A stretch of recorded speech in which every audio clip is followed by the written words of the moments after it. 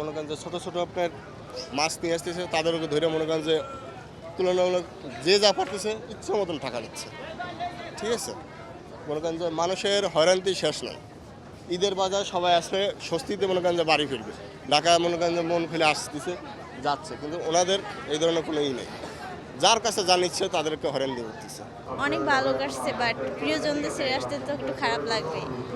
অনেক দিন পর যাওয়া হয় যেহেতু ঈদে বাড়িতে, সবার সাথে ছেড়ে আসছে, অনেক খারাপ লাগছে। আজকে ফেরাতে ট্রেনে আমাদের তো ভোগান্তি হয় নাই, কিন্তু ট্রেনে ভিড় ছিল প্রচণ্ড, কিন্তু ট্রেন টাইমলি আসছে। ট্রেনের সার্ভিস ভালো ছিল। আলহামদুলিল্লাহ, ঈদ খুব ভালোই কাটাইলাম ফ্যামিলি নিয়ে। এখন আবার ফ্যামিলি দিয়ে আসতে যাইতেছি, নারায়ণগঞ্জে যাচ্ছি। যোধপুর গিয়েছিলাম, যোধপুর থেকে নারায়ণগঞ্জে যাচ্ছি। ছেলে ওয়াইফ এদের মেয়ে নিয়ে যাচ্ছি। আলহামদুলিল্লাহ ভালো।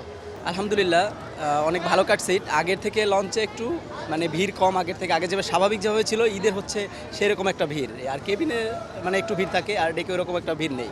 আর হচ্ছে প্রিয়জনদের ছেড়ে আসতে একটু অবশ্যই খারাপ লাগেই, কারণ ছুটি কম, প্লাস জবের জন্য আসতে হচ্ছে। কালকে আমার অফিস আছে। এই তো আলহামদুলিল্লাহ সব মিলে ভালোই কাটতেছে।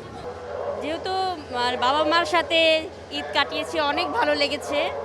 ছেড়ে আসার সময় তো কষ্ট লাগবেই, এটাই স্বাভাবিক। অনেক খারাপ লাগছে। এখন ঢাকায় তো ফিরতেই হবে, যেহেতু চাকরি বাকরি করি।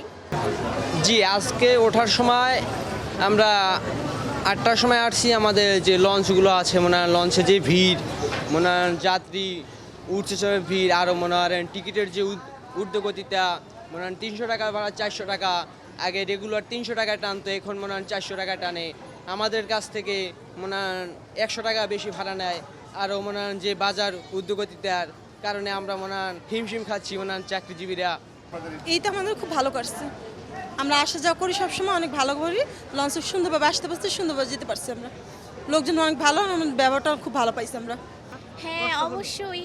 কারণ দেখা যায় যে বাড়িতে সবাই পরিচিত মুখ, দেন ঢাকায় আসলে তো আর তাদের পাওয়া যায় না।